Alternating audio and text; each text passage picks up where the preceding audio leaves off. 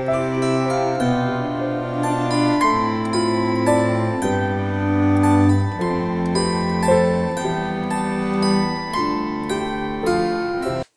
tout le monde, on se retrouve pour le jour 6 de ce calendrier de l'Avent.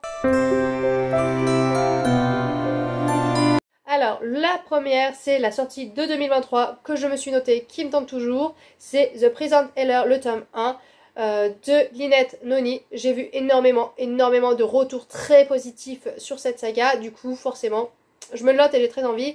On est avec une jeune femme qui a été emprisonnée avec son père, je crois. Et donc, elle est, depuis toute petite, elle est dans cette prison et elle est devenue, du coup, la guérisseuse de la prison. Va débarquer une haut placée, je ne sais plus exactement, va débarquer dans cette prison une haut placée et elle va recevoir en même temps une lettre de sa famille, a priori, qui viendrait la sauver, donc qu'elle préserve cette haut placée et voilà, elle va essayer de prendre soin de cette haut placée dans l'espoir d'être sauvée. Elle ne perd pas espoir d'être sauvée malgré les années qui ont passé. Et malheureusement, on va demander de faire certaines épreuves à cette haut placée et donc elle est vraiment très mal en point, donc c'est notre jeune fille qui va prendre la place de celle-ci. Voilà, donc ça me tente beaucoup, j'ai vu énormément de retours très positifs, donc je me le garde noté. Une sortie de 2024 qui doit sortir normalement le 4 janvier, c'est Le vent de l'espoir vers la terre promise de tome 1 de Anna Jacob, aux éditions L'Archipel. Donc L'Archipel, j'entends beaucoup parler de cette maison d'édition et à chaque fois c'est vraiment que en bien.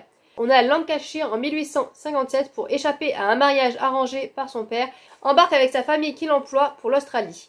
Mais au cours de la traversée, la jeune femme fait une terrible découverte qui compromet toutes ses chances d'avenir. Voilà, j'en dis pas plus, mais ça me tente pas mal. Et je sais voilà, que cette maison d'édition, beaucoup en parlent en très bien. Donc je me garde cette petite histoire de côté. Un livre de la wishlist et j'ai noté Kéléana, le tome 2, pour continuer cette saga, qui est à rallonge. C'est aussi pour ça que je ne l'ai pas continué, parce que je crois qu'il y a 7 ou 8 tomes. Enfin bon, on n'en finit pas avec cette saga, et j'ai très peur parce qu'il y a beaucoup de retours quand même pas mal négatifs sur la suite. Il y a quand même quelques positifs, heureusement. C'est pour ça que j'ai envie aussi de continuer. Moi, j'avais plutôt bien aimé le 1. On est avec une jeune femme qui a été emprisonnée, c'était une tueuse, me semble-t-il. Elle a été emprisonnée. Mais sauf que le prince va venir la chercher et lui dire qu'il veut qu'elle soit sa... Aidez-moi. Bon, il veut se servir d'elle en gros pour gagner une compétition. Chacun participe à cette compétition avec un joueur. Voilà, je trouve pas le mot, je suis désolée. Avec un joueur et donc lui il a décidé que c'était Kéléana. Et donc il va la chercher de ce prison, la sortir et il faut qu'elle gagne si elle veut pas retourner en prison. Et il faut qu'elle gagne pour être libre parce qu'il a dit au bout de...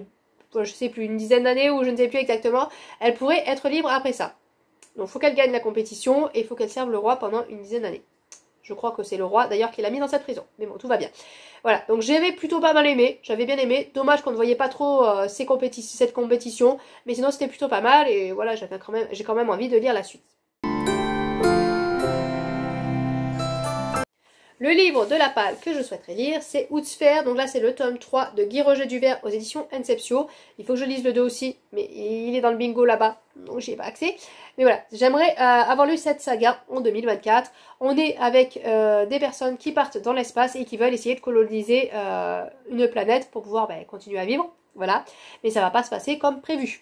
Donc j'avais bien aimé, on était quand même sur un... Je crois que l'auteur est cinéaste ou... scénariste, voilà, il est scénariste et du coup on le ressentait quand même pas mal à l'écriture parce qu'il y a très peu d'émotions, c'est quand même assez, voilà, assez linéaire et on ressentait pas beaucoup d'émotions, mais à voir peut-être que dans la suite on va ressentir un peu plus. On passe au livre aimé en 2023 et c'est La Petite Menteuse. Ce livre m'a énormément plu, j'avais relevé beaucoup de passages de ce livre là. Bon, il était à la médiathèque, donc du coup j'ai dû copier dans un autre livre parce que je ne pouvais pas, voilà, je pouvais pas surligner dans le livre de la médiathèque, ça se fait pas. Mais voilà, beaucoup de passages m'ont énormément marqué, m'ont énormément plu. On était avec une jeune fille qui avait accusé un homme de l'avoir violée et on revient 4 ou 5 ans après, enfin il y a une appel de jugement et elle veut changer d'avocate, elle voudrait une avocate d'ailleurs, elle veut une femme pour la représenter et pour dire la vérité.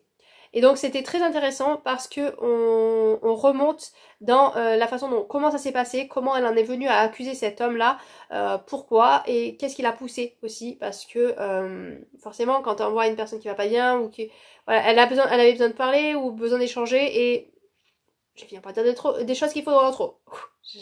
On respire. Donc forcément, c'est pas innocent, c'est pas anodin d'accuser quelqu'un de viol. Il a passé quand même quelques années en prison. Voilà, à cause de ça. Et c'est surtout qu'on on s'interroge pourquoi elle a fait ça. Il n'y a pas rien derrière en fait. Il y avait quand même quelque chose, il y avait un mal-être derrière. Et c'était vraiment très intéressant de pouvoir remonter dans cette histoire et de pouvoir voir. Du coup voilà, il y avait aussi le côté féministe derrière qui disait mais si elle dit qu'elle a menti, ça va porter préjudice aux autres femmes qui vont vouloir accuser, on va pas les croire. Voilà, il y avait vraiment ces questionnements et c'était assez intéressant. Alors, on m'a posé la question et on m'a demandé les difficultés que tu rencontres sur YouTube. Alors, j'avoue qu'on m'aurait posé Instagram, j'aurais parlé des fautes d'orthographe et de ma façon d'écrire. Sur YouTube, il est difficile de se faire voir, voilà, d'avoir plus d'abonnés. Mais après, voilà, je sais que je suis pas parfaite. Moi, je filme sans préparer les vidéos, sans chichi, sans tout le tralala autour. Donc forcément, ça peut ne pas plaire aussi aux gens. Qu'est-ce que je rencontre comme difficulté sur YouTube ? C'est pas YouTube en particulier, c'est les réseaux où on entend beaucoup de personnes qui se clashent, qui elle m'a fait ça, elle fait ça, il s'est passé ça, enfin voilà, il y a beaucoup de trucs négatifs et il y a il y a aussi le côté où on peut pas dire ça, faut pas faire ça, faut pas faire ci, non ça faut pas le faire, enfin voilà. C'est pas que YouTube, c'est pareil, c'est sur tous les réseaux, c'est partout, mais ça commence à être lourd et chiant parce que par exemple le livre d'Agatha Christie, voilà, c'est le seul exemple pour l'instant que j'ai, voilà, qui m'arrive comme ça. Par exemple le livre d'Agatha Christie qui s'appelle 10 petits nègres, je vais me faire, voilà, j'espère que la vidéo va passer quand même, mais on n'a plus le droit, donc forcément, carrément un titre qui date des années en arrière, on le change carrément parce que ça ne plaît plus. À l'heure actuelle, on n'a plus le droit de dire ça, donc on l'a changé en je ne sais plus ce que c'est, mais enfin, il y a des choses qu'on ne peut plus dire, il y a même ça commence à arriver dans les livres, on ne peut plus faire ça, non mais ça on va falloir contourner parce qu'on n'a pas le droit de faire ça dans un livre, enfin voilà, c'est vraiment très énervant. Parce que ça freine, ça met des barrières à tout. Oui, il y a des choses, j'avoue, que je ne peux pas voir, moi je trouve ça, voilà, je n'ai pas envie de voir. Dans ce cas-là, je vais pas me tourner, je vais pas regarder la vidéo si par exemple un tel parle de ça que ça me plaît pas, mais je vais pas interdire la personne, ou je vais pas mettre d'interdiction, de barrière, parce qu'on a aussi le droit de parler de ça. Il y a des trucs, j'avoue que, voilà, voilà, il y a des trucs très très problématiques où j'ai du mal à comprendre pourquoi on peut en parler alors que avec toutes les barrières qu'il y a autour de plein de choses, mais bon, voilà, passons. Mais voilà, tout devient problématique en fait, et ça, j'avoue que c'est un problème, mais c'est pas un problème basé à YouTube, c'est un problème basé à tout notre monde actuel. Donc ça, c'est vrai que c'est quelque chose qui m'agace au plus haut point, c'est toutes ces barrières. Après YouTube, voilà, pour l'instant, j'ai pas trouvé de point négatif parce que moi de toute façon comme je vous dis, YouTube, je fais ça à la bonne franquette, je fais ça vraiment par plaisir et je me prends pas la tête, donc pour l'instant j'ai pas de gros points négatifs à part le côté tout ce qui est réseaux sociaux, tout ce qui est barrière, qu'il faut pas dire ça, pas faire ci, pas faire ça, mais ça c'est pas spécial YouTube, c'est spécial tout, c'est spécial notre monde actuel. Donc voilà, donc j'ai pas, voilà, des difficultés YouTube, j'en ai pas spécialement. À part peut-être arriver à me faire connaître, mais bon, ça c'est pas un truc qui non plus me booste. C'est vrai que j'aimerais beaucoup avoir plus de monde, parce que en particulier quand j'ai des livres que j'adore et qui sont pas très connus, j'aimerais que voilà, plus de monde puisse le voir et se dire ah tiens celui-là, faut qu'on se perche dessus et que ça fasse que ça fasse boule de neige comme certaines chaînes qui sont très très grosses et qui arrivent à faire boule de neige autour d'un livre parce qu'il y a beaucoup de monde qui la regarde. Voilà, c'est juste pour ça que j'aimerais être connue, avoir du monde qui me suit pour comme par exemple mon gros coup de cœur de cette année que je vous parlerai en 24e case.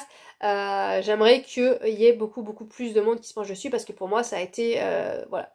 Après le problème c'est qu'il y a du monde qui risque de pas aimer, enfin pas autant que moi parce que c'était quand même un livre très très émotionnel et très émotionnel personnel, donc c'est personnel, mais c'est vrai que j'aimerais que beaucoup de monde aille se pencher sur ce livre.